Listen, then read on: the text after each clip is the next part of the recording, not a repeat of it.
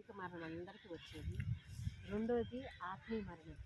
ఆ ఆత్మీయ మరణం నుండి మనం తప్పించడానికి యేసుక్రీస్తు అంటే అది హిందూ ధర్మశాస్త్రం అవ్వచ్చు, క్రైస్తవులు అవ్వచ్చు, ముస్లిమ్స్ అవ్వచ్చు, ఎవరు అవ్వచ్చు, అందరూ కూడా స్వర్గం ఉంది, నరకం ఉందని నమ్ముతారు ఖచ్చితంగా.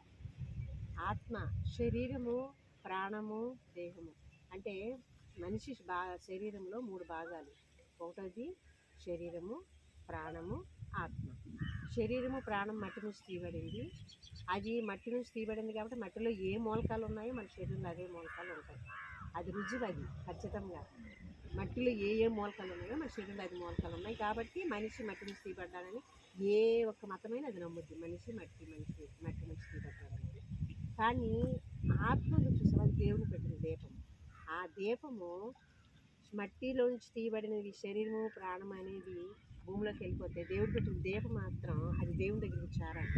అదే మార్గం, సత్యం, జీవం. నేను తప్ప నా ద్వారా తప్ప ఎవరు కూడా తండ్రి దగ్గరికి చేరలేరంట యేసుక్రీస్తు గారు. ఆయన ఎందుకు విశ్వాసం ఉంచి బాప్తిసం పొందిన మనము రేపు పొద్దున భూమి మీద బాగా రెండో మరణం నుంచి తప్పబడేదానికి. అంతేగాని యేసుక్రీస్తు నమ్ముకున్నంత మాత్రం కష్టాలు రావు, బాధలు రావు, లేకపోతే ఇబ్బందులు రావు, రోగాలు రావు అనేది అబద్ధం. అది కానీ ఆత్మరక్షణ కొరకు యేసుక్రీస్తు సొంత రక్షణ అంగీకరించాం. మీరు నమ్మకం వరకు దేవుని కొరకు నమ్మకంగా జీవించాలి.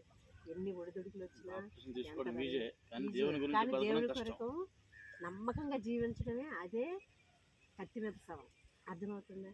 లోకం ఆకర్షిస్తుంది, ఫ్రెండ్స్ ఆకర్షిస్తారు, కుటుంబంలో సమస్యలు ఆకర్షిస్తాయి. కానీ దేవునికి మీరు ఎంత నమ్మకంగా ఉంటారో దేవుడు మీ పక్షాన అంత నమ్మకస్తుగా ఉండి ప్రతి విషయంలో మనల్ని కాపాడుతూ వస్తాడు. ఆయన శక్తి మేము అనుభవించాం, మాకు ఆ విషయం తెలుసు.